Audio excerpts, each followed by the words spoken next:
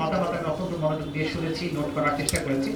আপনাদের কারো মতামতের ব্যাপারে আমি কোনো কমেন্ট করব না, সেটা আমার জন্য ঠিক হবে না। আমি চাই যে সকলের মতামতের ভিত্তিতে এই আইনটাকে এমনভাবে সংশোধিত করা হোক অথবা এমন একটা ব্যবস্থা করা হোক যার মাধ্যমে ভিকটিম এবং যারা আসামি হবেন দুই পক্ষই যাতে মনে করেন যে এখানে একটা জাস্টিস হয়েছে, ন্যায় বিচার হয়েছে।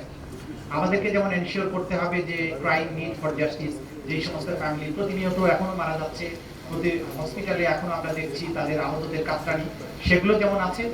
অন্যদিকে এইটার বিচার করতে গিয়ে আমরা যাতে একজন আসামির প্রতিও সামান্যতম ইনজাস্টিস, আমাদের আইনের ভিত্তিতে কোনো ইনজাস্টিস যাতে না হয়, সেই ব্যাপারটা এনশিওর করার জন্য আমরা প্রতিশ্রুতিবদ্ধ থাকবো। আমি জানি যে আমার প্রতি ন্যাশনালি এবং ইন্টারন্যাশনালি আপনারা সবাই স্ক্যান করতে থাকবেন, ফোকাল পয়েন্ট আমার উপরে থাকবে।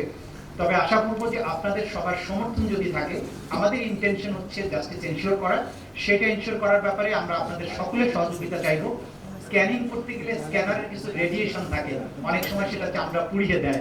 আমি আশা করব আপনারা চামড়া পুড়াবেন না, স্ক্যানারের মাধ্যমে আমাদেরকে স্ক্যান করে সত্যিকার অর্থে যে জিনিসটা ডিজিজ এখানে আছে সেটা যাতে আইডেন্টিফাই করতে পারি, সেই ব্যাপারে আপনারা আমাদেরকে সাহায্য করুন। জাতীয় প্রত্যাশা একটা জাস্টিস করা, শুধু প্রতিশোধ নেওয়া নয়।